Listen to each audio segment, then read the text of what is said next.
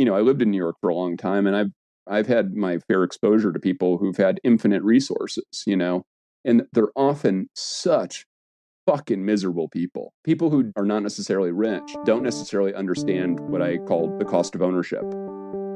Welcome to the Tiny House Lifestyle Podcast, the show where you learn how to plan, build, and live the tiny lifestyle.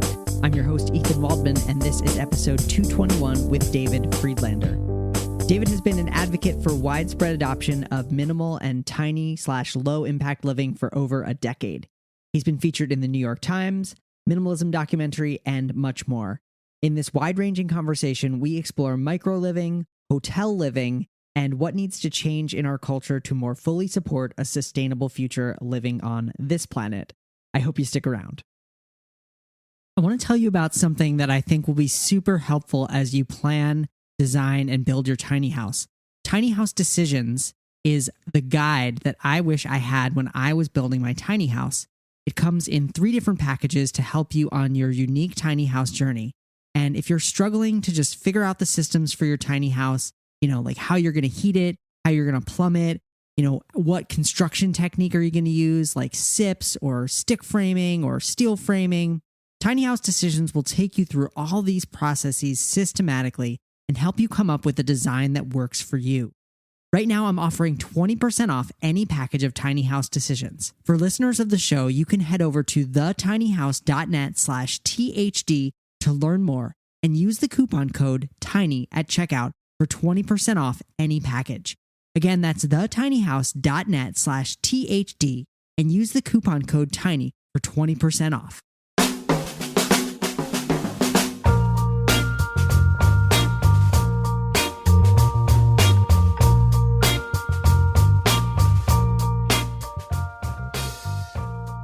All right, I am here with David Friedlander. David has dedicated his life to demonstrating ways of living that achieve personal and planetary balance. Beginning in 2009 with a New York Times cover feature about bachelors taking on novel housing in the wake of the mortgage bust, David called into question the goal of living happily ever after in the suburbs. He later sought to provide market alternatives through the micro-apartment startup Life Edited.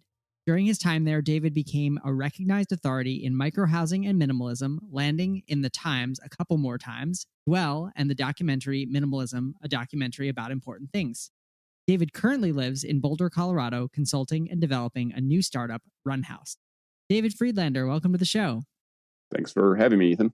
Pleasure to be here. Yeah, you're very welcome. Good to have you on. So I guess why don't we just start with your experience with that micro apartment that you lived in with 2 children and a partner. That's quite a few people for 675 square feet. How did it all come about? So that was a few stops in, I will say. Okay. Like I mentioned in 2009, I was living in a big house, except it was a dilapidated house in Brooklyn. And I've always looked for ways of achieving more financial independence through, cheaper housing. So I was connected with community. I was living in this beautiful townhouse, but rundown townhouse, no heat during the winter. And that's when I was covered by the Times. And I think the messaging that I said in the Times turned out to be pretty prescient, because I was talking about really, getting away from this goal, buying the house, which so many people had done a couple of years before with the subprime mortgage crisis. And it was a very intentional crisis. I want to be very clear. So, a couple of years later, I had got engaged and I needed to get a job. So I started working with this dude, Graham Hill, and he had exited a couple of startups and had, several $1 million and to throw into this startup, Life Edited, which was really about creating micro apartments, creating these sustainable models. And a lot of the stuff it wasn't just about micro apartments, but it was really about the whole ecosystem. It was about, if you're living in a small place, you can't have, McMansion, habits. You can't, trips to Costco or kind of a non-issue. Right. So really what, I kept the newsletter and made presentations and did a lot of work at Life Edited, and really was about promoting the lifestyle. We developed a fairly well-known micro apartment. We called it LE1, Life Edited 1. That's the one with like the transforming walls and all that stuff. And we built a couple other prototypes, but my apartment was in the prototype. And like I said, I was engaged, and then later we had a couple kids. We needed our own home, and I wanted, as is my habit, I wanted to make it a living demonstration of the principles. Mm-hmm. Now, full disclosure, I've been separated now for almost 6 years, Mm-hmm.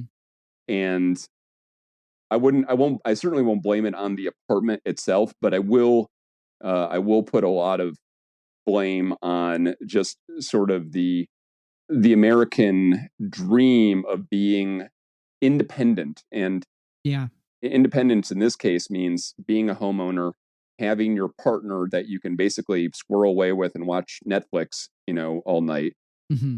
and have these kids and live this very self-contained universe where everyone has their own pasta maker and things like that, versus having this interdependent village community thing, which is, I think, really how micro housing and really humans best work when they're in a situation where they're working with other people, they're working with systems, that there's a real community. So anyway, to answer your final question, obviously the marriage didn't work out. The apartment was nice. It was a little too fancy for my taste. I'm more of a wood panel type of guy. Yeah. But I had no problem with the apartment. The main thing was and someone asked me. I had an interview one time, and someone asked me, what's your favorite thing about LE1, the Life Edited Apartment 1? And without even thinking about it, I said the location. And this is the thing that people, like, for all the bells and whistles and stuff like that, really the main thing that's going to shape your experience of a place is where it's located. Is it in a pretty setting? Is it near your friends? Is it near the restaurants and the food that you like and things like that? And so much of American housing is really devoted towards making your perfect home. Well, like, if you honestly, like, if you're living, for me, my abundant experience and the data really supports this.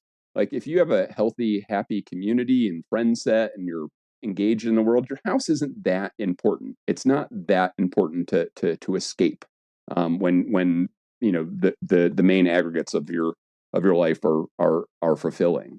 Suddenly, all this fetishization of housing, which has just gone nuts. Like, two of my least favorite people in the world right now are the property brothers, and and just this, like, it's your house is never big enough. The kitchen's never new enough. And people spend, they spend over, I know the data on this. They spend over an hour and a half a day on fucking housework. And a lot of it's devoted for the weekends, which is the time when they need to be resting the most. So it didn't work out in that guise, but not necessarily, I don't think because of the apartment. It's really about where America's at right now, which is a really grim place. Yeah. And I was struck listening to what you said. The thought first came to me that micro apartments are kind of like tiny houses for cities, places where you can't pull a 200 square foot tiny house in and park it on a lot like Manhattan or San Francisco. The micro apartment is maybe fulfilling a similar desire for people, but that the infrastructure, the structure of our culture doesn't make it easy to live small in that way, simply because you need community, you need those spaces. I live in an apartment now, and everyone I know lives in a house, and it's so easy to catch yourself wanting that extra space. Like, man, it would be great if I had a garage where I could, like, change the tires on my bike or like do this or that.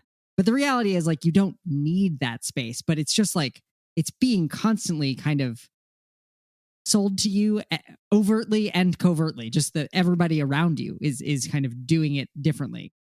Yeah, no, and just the accepted the accepted notion that people need something, Yeah. I mean, I know what I need, and it, water, food, Yeah. love, relationships, Mm-hmm. fitness is way high on me, health, and Yeah. vitality, not just health. I see all these people spending hundreds of thousands of dollars on their homes and they have pitiable health, like that to Mm-hmm. me, that to me makes no sense, right? But it's certainly it's just it's in the air. And in fact, I mean, I was thinking about an obesity study, but essentially obesity has gone off the charts, not only because of high fructose corn syrup, which is a big culprit, but also because of marketing, right? They're Mm. marketing food like, oh, I didn't realize I needed this snack pack, or this baconator, and like Yeah. all of a sudden people develop these cravings. I see it with, when I turn on the TV, I've got free cable. So I see way too many commercials, and there's like all these advertisements for pharmaceuticals. It's like, oh, Yeah. I didn't realize I needed that pharmaceutical. Like, and it's the same with housing, Zillow, Redfin. I'm watching these commercials and they're Mm-hmm. just stoking the fire, like, to obsess about, getting a better house. And towards your comment, the thing that I've always really been adamant about, because I lived in New York for a long time, and I've had my fair exposure to people who've had infinite resources, and they're often such fucking miserable people, because people who don't have necessarily are not necessarily rich, don't necessarily understand what I just called the cost of ownership. Mm-hmm. Like really the mental, operational, and resource burden of owning stuff, even like being rich and having stocks. Like I've had stocks before, and there's anxiety about following the stocks. Like Mm-hmm. it might be worth the anxiety, but certainly with residential space, and this is what I talked about in the Netflix documentary, essentially the data shows, and I've backed this up with numerous other places. I've written a continuing education piece on space, transforming spaces. Like I know the data here really well, and there's so much of the real estate that is built is not used, and it's just used for these like rare occasions. So Mm. instead of, really nice plug yesterday, speaking of bikes, I live in Boulder here, and there's something called Community Cycles. It's a community run bike co-op where you can, register online, and you can use their full, they have work stands, Mm-hmm. and with full tools and volunteers and stuff like that. We need more structures like that, such that people are not craving, their garage, which is, for their personal workshop and stuff like that. Yeah. Like there needs to be those public structures for those, but that's Yeah. not good business. Or I mean, it's Right. not for investors to, to take passive returns. There's a different bottom line there than just a profit. For sure. So, thinking about the idea of, call it micro apartments or even tiny house villages where, multiple people, multiple families live in small houses, share some kind of communal central building or other kind of infrastructure. Is there anywhere in the country or in the world that in your mind or in your research is kind of doing it right? Mm-hmm.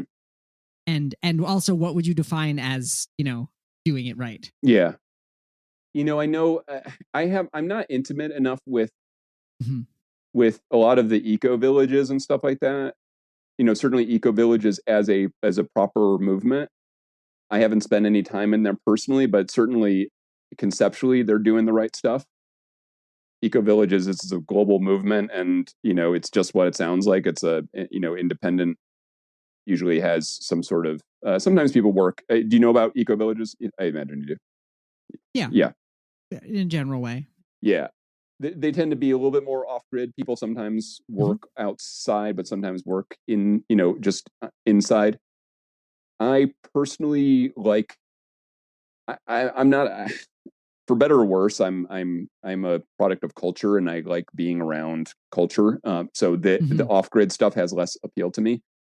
There's definitely a lot more progressive stuff going on in Europe right now. Yep. I know there's a lot of economic crap going on in Europe, and I don't know how it's impacting, but certainly as a historic model, or not historic model, but Well, yeah, historically, Vienna, they did a massive building up of social housing in the 30s, which still like Hmm.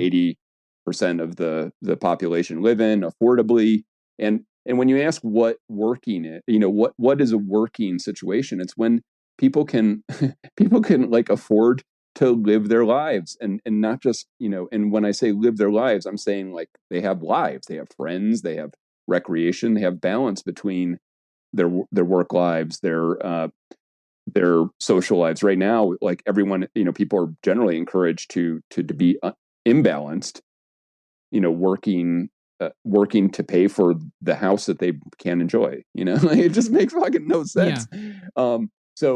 So working, it means that people have the space that they need. That they have safe shelter, and that there's a diversity like we have. In any sort of society, there's going to be young people, you know, like normal adults, adolescents, adults, and seniors. Like Yeah.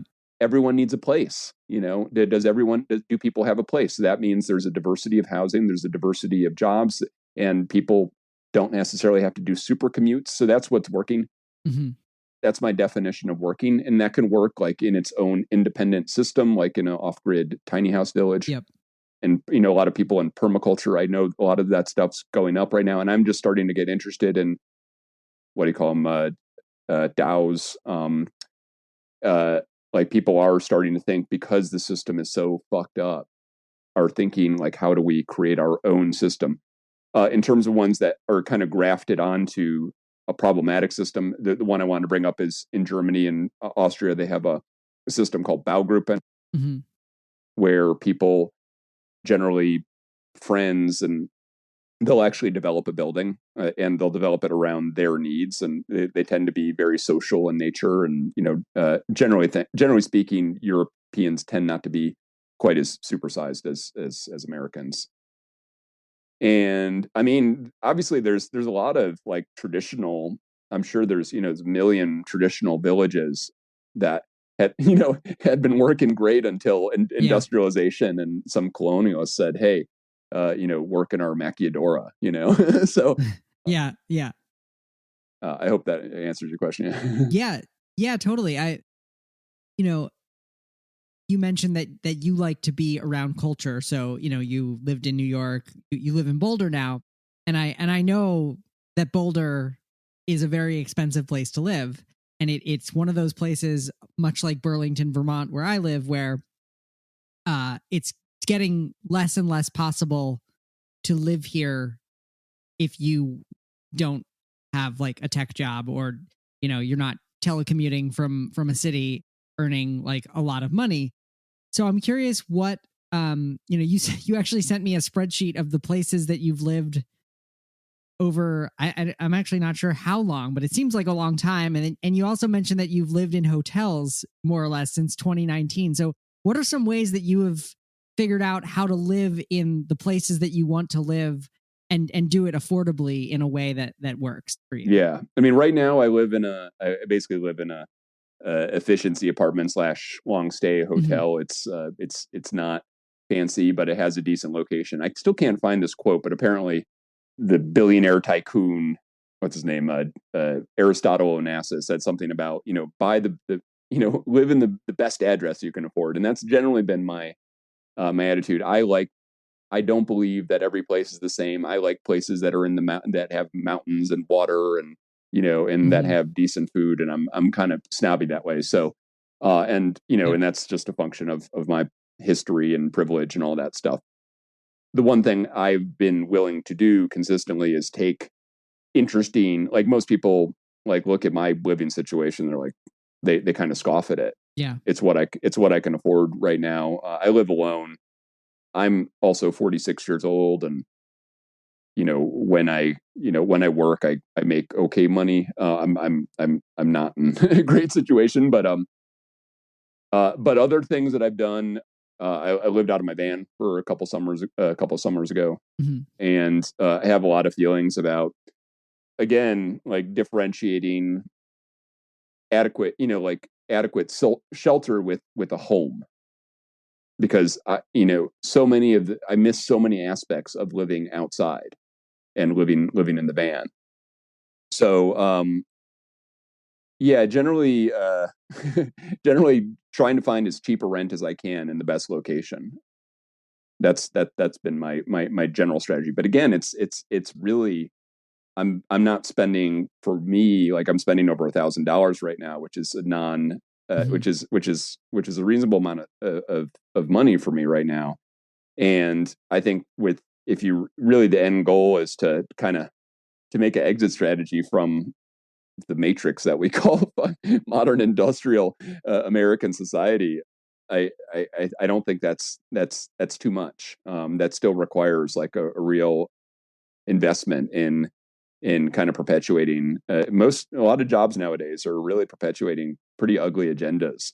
And to my mind, the best thing you can do to kind of to reduce that ugliness is to withdraw from it and not co-sign it and not say like, hey, it's just a job, Mm-hmm. which has been, which I've made that choice, but much to the detriment of my income. So it's become very hard to be a good person, essentially. Mm. I don't have a strong answer to that other than I've just been doing my best to really call out the worst of the worst who are making it bad, and hoping that at this point, I think the government, the Fed, the central banks, they are so overdrawn, they're going to collapse under their own weight. They don't really need like an active revolution. It's just going to be like, Mm-hmm. and when people, when supply chains stop working and people can't one click shop, I already see it. The gas prices are going up. Mm-hmm. Shipping prices are going up. That's something I've noticed recently. It's not going to be, it's going to be progressively harder and harder to live a life dependent on the grid. Right. And for me, it's really about, speaking the truth of the situation, but also becoming, I really hearken onto this idea of adaptation, which is, evolution is really about adapting. It's not about power. It's not about brute force. It's about being nimble, and that's what micro housing always provides. When you have either a small apartment or a tiny house or living out of your van or something like that, there's it's much easier to adapt with a small system than it is to go from a McMansion type to a tiny house person. It's a hard transition. Yeah. I'd like to tell you a little bit more about Tiny House Decisions, my signature guide, and the resource that I wish I had when I was building my tiny house. It starts with the big decisions, which is, should you build a tiny house yourself or with help? Is a pre-built shell a good idea?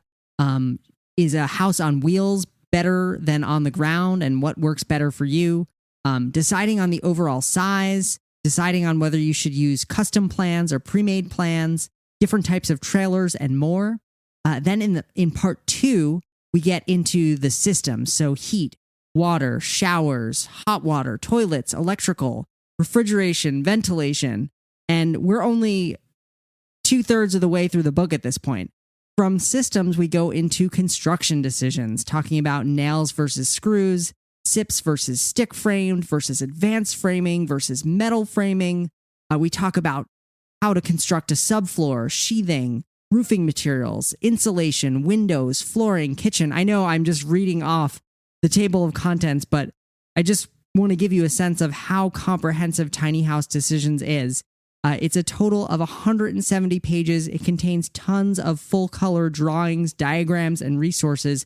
And it really is the guide that I wish I had when I was building my tiny house. Right now, I'm offering 20% off any package of Tiny House Decisions using the coupon code TINY when you head over to thetinyhouse.net/THD. That's THD for Tiny House Decisions. Again, that's coupon code TINY when you check out at thetinyhouse.net/THD. And when you talk about adapting, do you mean on an individual level, like individual people need to adapt, or that like systems need to adapt? Absolutely. I don't see, like, so this is where my focus is right now. I don't see a difference, right? Mm-hmm. The system is the aggregate of the individual. And the system is a reflection. And right now we're just flying blind, and most everyone is believing what they read online, and somehow, we're in a bunch of wars, and there's just so much fucking bullshit out there right now. Yeah. So people need to start getting more curious, first of all, on an individual level. I mean, the dumbification of, like, literally, we're living in idiocracy right now. Slightly upgraded intellectually. So people need to start getting curious again. Start exercising critical thinking in terms of what is governing the headlines. I mean, one of the big ones for me is the housing crisis. The housing crisis. The housing crisis. I'm quite intimate with the people who are promulgating this idea of the housing crisis. There's not really a housing crisis, right? Like there's these artificial constraints, artificial forces. Like 30% of housing now is bought by institutional buyers. Yep. The housing size keeps on going up while the number of people living in a house keeps on shrinking. Fertility rates are declining. We have plenty of housing. It's just not equitably distributed. That's a tough word. Right. There's an affordability crisis. There are enough houses. Right. And meanwhile, you have like alternative news. When you go to the investor news sites, they're like, profits have never been better on single family rentals, right? Yep. So which is it going to be? And that to me, that does not work on an individual level. And I've been a victim of it on an individual level because I'm 46 now, right? Those 38 places. The reason because I'm always like shucking and jiving to find a cheaper place to live because I don't want, like, I am strange in that I insist on being happy in my life and doing the things that are important to me, I love to work, but I've always managed to find ways of folding my work into my interests. I told you I was into cycling. I thought cycling was going to be my thing, and then I was into food because I love food, and now I'm into housing because it's something that is useful. It's a need. It's a real need. It's not a want. Yeah. So, my latest startup is I've always throughout my life, really, I've been a pretty serious athlete. I kind of shrug because I'm in Boulder, and Boulder is like, I said, Boulder is to athletes like what Hollywood is to, to movie stars, or New York is to bankers. It's really, it's amazing how many amazing, world-class athletes we have here. So starting to explain my latest. So my latest project is called Run House, and it's really focused on creating a space for runners. And the great thing about running is, and this is, it's applicable to any kind of applied type of thing, is when you're running, you really start understanding efficiency. And you start understanding efficiency on a biomechanical level, right? And there's a wonderful essay called "Why the Runner Runs, He Must," and it's basically talking about and this is something really no one talks about, is the value of stripping away. I mean, obviously people talk about it in the minimalism circles, but like the joys of not having to deal with stuff. Yeah. And the space to do whatever you want. And people, it just seems like there's an unregulated inflow of more. Like people just assume that more is going to more apps, more data, more posts, more, and it's like it's just not working. So, and then also, like on a very, very practical level, we have 72% of the U.S. population right now is overweight. 42% of them are obese, are considered obese, right? 42% of the U.S. population, 315 or so million people. Average TV watching is 3 hours a day. Average time on smartphones, non-work stuff, is 3 hours a day. So people are, I think I saw something the other day, 23 or a couple of years ago, it was like 23% of all groceries are bought at Walmart, right? So, and then lo and behold, we have a health crisis, right? We have a pandemic that targets people, that targets overweight people with immunocompromise. Whoa, shocking, right? So I think the most important thing we can do really is get people, in touch with, really I mean, the joys of being healthy. It's just really it's really tough to see the world. I think so many people are really cracked out from whether it's medication or watching the news or stress from taking care of their homes. Like that was in the minimalism movie. I refer to this book quite a bit. It's called Life at Home in the 21st Century. Mm-hmm. And 32 families open up their homes. It's by a group of UCLA researchers. And they basically showed that, everyone's homes were stuffed with all this crap. And it was messing with stress hormones, this is creating cortisol. All the addition is just more and more stuff to think about. And we need to really have a serious conversation about, and not like not a Marie Kondo kind of like cutesy twee conversation. Like this is some hardcore shit. Mm-hmm. Like we're facing an ecological collapse, and people are gonna, like, if people expect the current system to exist in perpetuity, they're gonna be really fucking disappointed in a few years. And when the proverbial shit hits the fan, you're gonna want to be prepared with, like, where am I gonna live? Who are going to be my friends? Where's my food coming from? Where's my water coming from? Am I going to live in a region that's thermally stable? Because, South Florida is going to be underwater, and there's going to be a whole bunch of places that are literally going to be uninhabitable.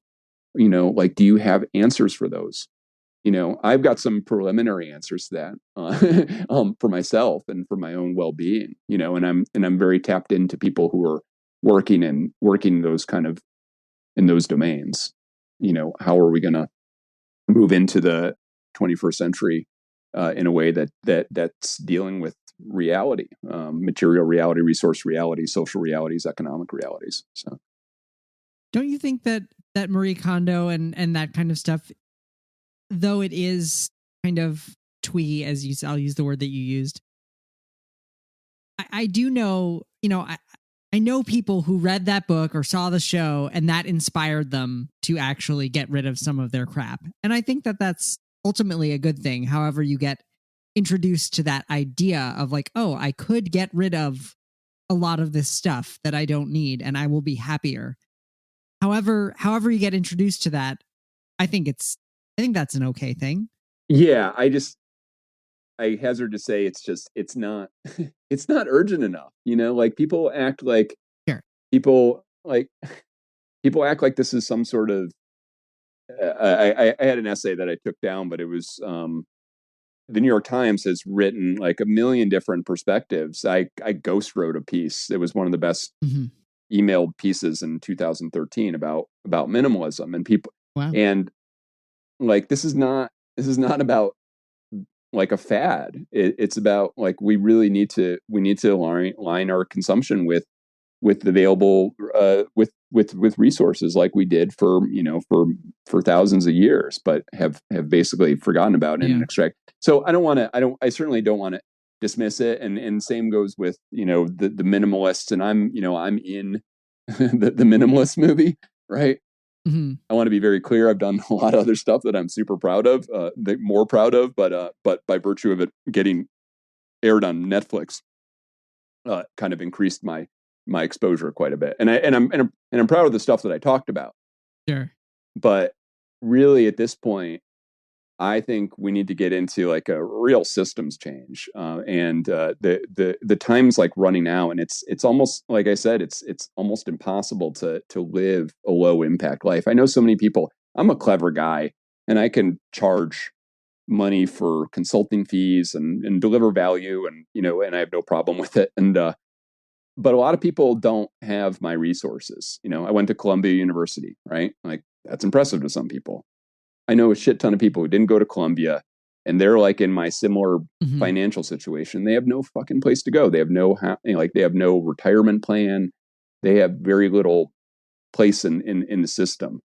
And I really think, the discussion about minimalism, tiny, and I mean, it's always been flavored, especially with the tiny house stuff. It's always been flavored with homelessness and whatnot. But I think it needs to be a little bit more frank.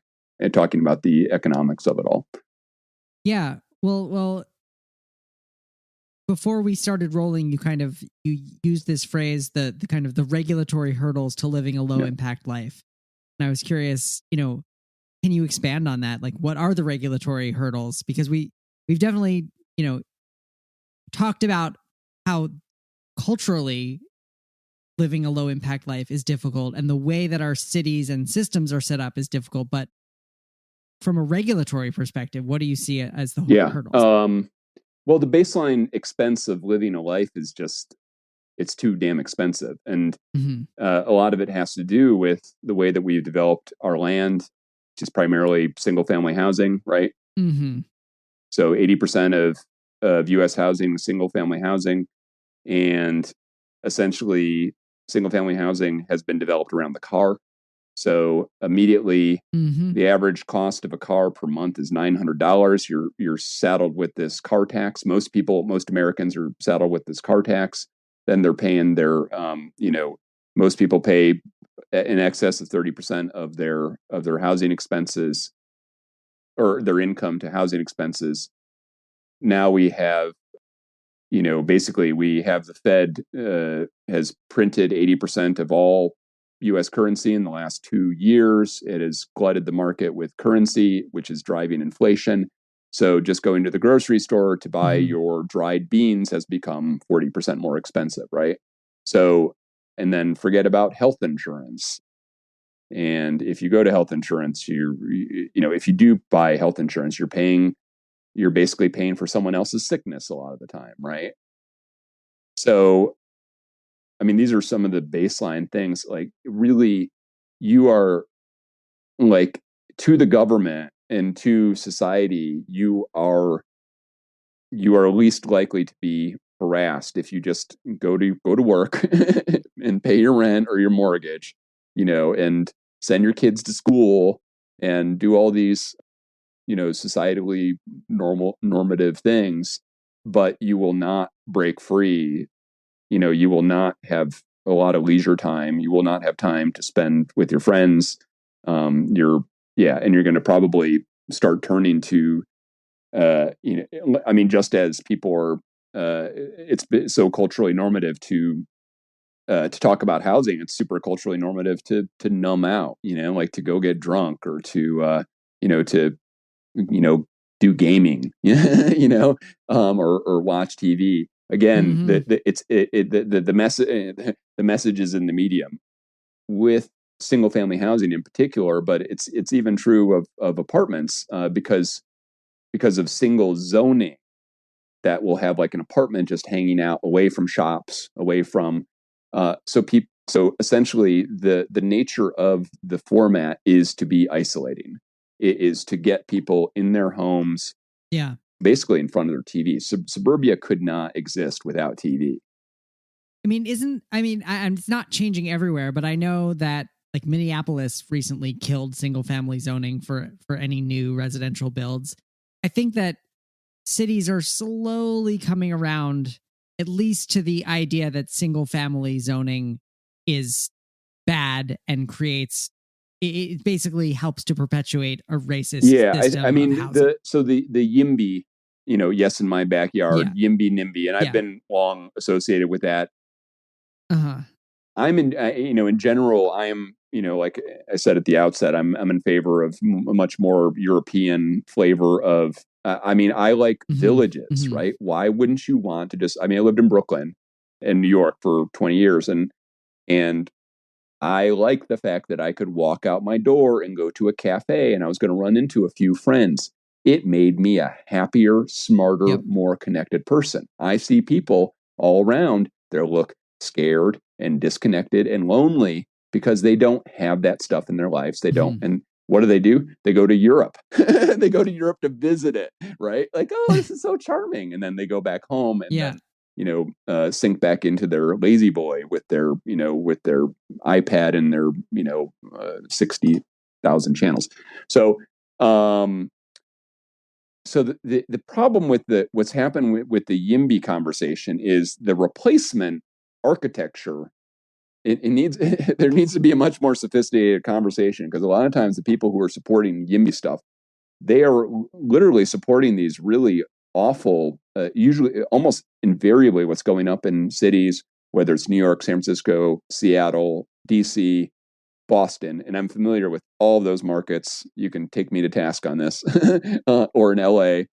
In every one of those cases, when you upzone stuff, it just, like, some predatory developer comes in and builds what they call 5/2, which is these generic buildings that you see everywhere. They have a 2-level concrete platform with a stick built 5 stories above that, and they, it's designed for $2,000 rents for tech workers. And listen, for all my tech worker friends who are listening to this, like, I'm not shitting on you, but there needs to be more options than that, and there needs to be much more sophistication, because even, I mean, I don't know like what situation you're in, but like in Boulder, unlike Brooklyn, in Brooklyn you would have commercial, you have mixed zoning, you have mixed use zoning, so you have a cafe, you have a shop.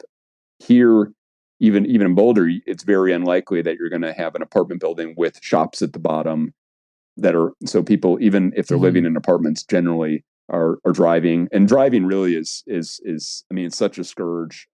I mean, like, would we care about what's going on in Ukraine if it wasn't about power? Like, all these things are, related to our insatiable appetite for power. So I mean, and especially for petrol power. So any, things that that's the real frontier. And I was last year hoping to God that I was pushing projects with a kind of super group of real estate team to look for pilot projects. And generally speaking, what I'm talking about here is like 15-minute cities, where you can walk, or possibly bike. But I really like walking. I'm a cyclist, but it's so nice to like walk places, and it's really not that hard to do. If it's really just a matter of coming up with a regulatory framework that just makes sense. Right. There being infrastructure to support that. Yeah. And listen, to be clear, like, I mean, prior to the car, really, almost all of America was that. So I'm not talking about some pie in the sky type of thing. We have pictures of it, and not only that, like, like going to Brooklyn or going to wherever, Cleveland or San Francisco, where do people want to live most? They want to live in the old architecture that developed, before the car. It has very, has pretty normal, like it's not hard to understand. It's 3 to 4 story buildings. You have plenty of intersectional spaces, third spaces where people can hang out. You go to, if you go to any European town, they're gonna, either in Italy you have a piazza, in Germany you have a Platz, or in France you have gardens, and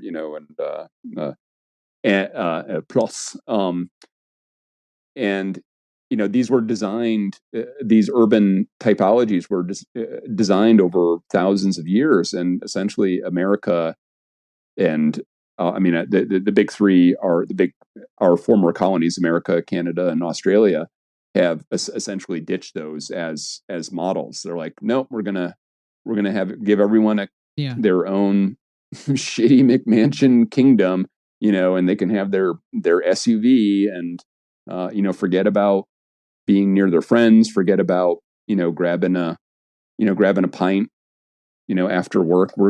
Everyone's too tired. We gotta fix the whatever, the shingles or the the gutters, like, and before you know it, you're 75, and like, oh shit, I just spent my whole life taking care of this asset for someone. So I would say that most of my listeners are at least interested in tiny house living, and a good number of them are on the path to either building or buying a tiny house. Many are struggling with, where am I going to live in this thing? How am I going to do it legally? Do you have any advice for people who are kind of, already on this path, whether or not they agree with you about everything that you're saying, who knows? But more or less have some commonalities. What just advice for people, what to look for, what to do, what to advocate for in their individual lives? Sure. uh, I'm just trying to think of like my basic habits. Mm-hmm. I mean, I mean, first of all, it is a process, and it's a process of awareness, and it's a process of learning what, Mm-hmm. what on a fundamental level we need and what we don't need. Yeah. And, on a deep level, structurally, most of us only need about 180 square feet, right? like if you're a single person, I mean, I think there's like, I almost think that there's sort of like a platonic number that people like is a good interior space. Maybe a little bit of variability from northern climates to southern climates, a little bigger in the north.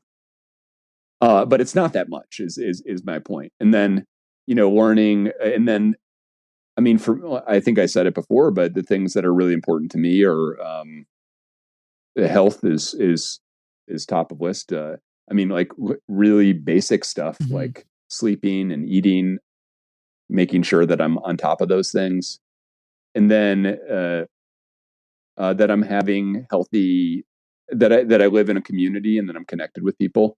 That's super important to me. I make a point to make sure that I am connected with people when I'm feeling disconnected, and I'm even trying to deal with it on a systems level, which gives me some peace of mind.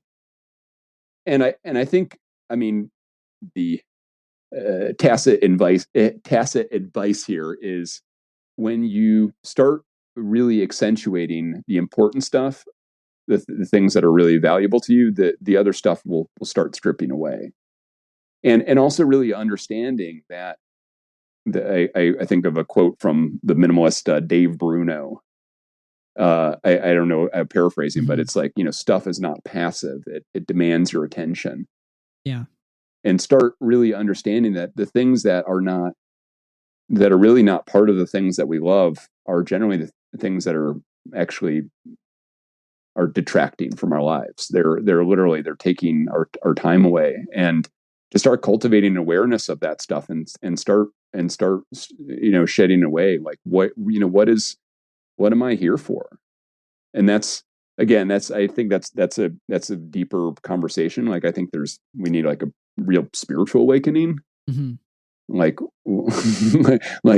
like just people are so consumed with consuming and tying their identities up with brands and with kind of formulaic processes of life, going from school to job to house to retirement. It's like it's a waste.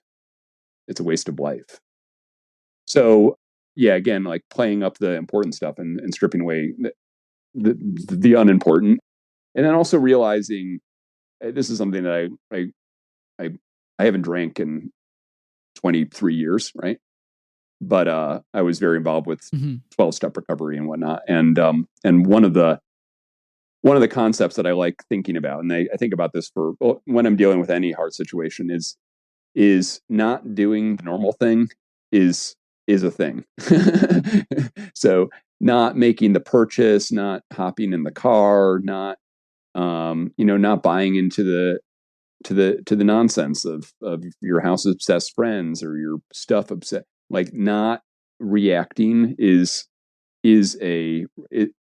an active process. And eventually you start, like for years, like it was like a big act for me to refuse drinks, like the other day I was at a place and I refused the French Yep. fries because they're not good for me, and I got a side salad, and like Mm-hmm. it might not seem like a big deal to other people, but for me it was like, oh, now it's just easier for me to be myself and like say the thing that I want, and like and I say it often, like, because most of my friends do drive, and they are much more part of this, part of the system, if you will, that I keep on, that me doing my thing, whether it's whatever, bringing to go bag to, to the group dinner, or, riding my bike everywhere, that those things are, by making by not taking the conventional path, I'm reinforcing, my own system, and I hope, inspiring people to do the same. Well, one thing that I like to ask all my guests is, what are 2 or 3 books or resources that have helped to influence your thinking that you'd like to share with listeners? Boy, all right. Well, I've You mentioned mentioned Why the Runner Runs, the and essay. You mentioned Life at Home yeah. in the 21st Century, a book. So I read the Tao Te Ching every morning. This is the Shambhala version, which I'm really, really into. It just happens to be something that I'm really into. And I think for me, as opposed to, I've studied Christianity and Buddhism and Hinduism and whatnot, and the Taoist philosophy. First of all, it's really about reduction, and so there's a lot of and even it's even written in a very minimalist way. Yeah, yeah. But it's really about kind of what I describe as the how of life versus the what, because I think it's so confusing to know what's what nowadays, and people are like, do we have a pandemic? Do we not have a pandemic? Do we, is the economy going to recover? Is it not going to recover? And climate change, So this to me keeps me balanced and like, okay, how am I going through my day? Am I going through in a peaceful way? Am I going through in a way that's grasping? Am I going in a way that's, encouraging conflict? So for me, it's brought a lot of centering. My next two are like extremely different. One is Man's Search for Meaning by Viktor Frankl, which is a classic, and it's by Viktor Frankl. Was passed around to 4 different concentration camps. He was a therapist, like a psychotherapist, and a Jew, obviously, and he basically went through his experience and essentially deduced what was the thing that kept him going in spite of all the hardship. So I thought, and he has one of my favorite lines, which was, happiness cannot be pursued, it must ensue. And like, again, in the context of minimalism or materialism, like happiness isn't a destination, it's not a purchase, it's not a tiny house, it's not a it's not even a perfect body or anything like that. It is the outflow of a state of being. So, and then the other book that's coming up lately is Crime and Punishment by Fyodor Dostoevsky. And I've in some I've been into being much more vocal about my anger. I for a long time I was really kind of sugarcoating why people should scale back on their consumer habits and whatnot. And I realize like people are they're really I don't know if evil is the right word, but there's a lot of really nasty people out there right now, and it's okay to feel angry, and like and for me to not act angry is extremely, extremely inauthentic. And I also think it's an inappropriate response. Like this is the time of outrage, like what's going on, particularly economically. I think the racial and diversity stuff, it's a smokescreen for the economic stuff. Disenfranchised populations have always been economically disenfranchised, and they create this rift between the whites and the blacks and the Hispanics and the Asians. So no one's paying attention to, this tiny fraction of a population that's fucking everyone over.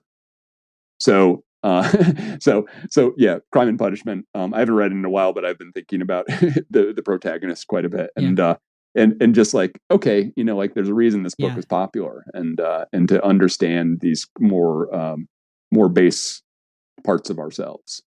But the one I read every day is the Tao Te Ching, so I keep my shit together. All right. Well, those some great recommendations. David Friedlander, thank you so much for being a guest on the show today. This was great. Ethan, super fun. Thank you so much to David Friedlander for being a guest on the show today. You can find the show notes, including a complete transcript of the episode, links to David's recommended reading, articles that he's published, and places that he's been featured, and more at thetinyhouse.net/221. Again, that's thetinyhouse.net/221.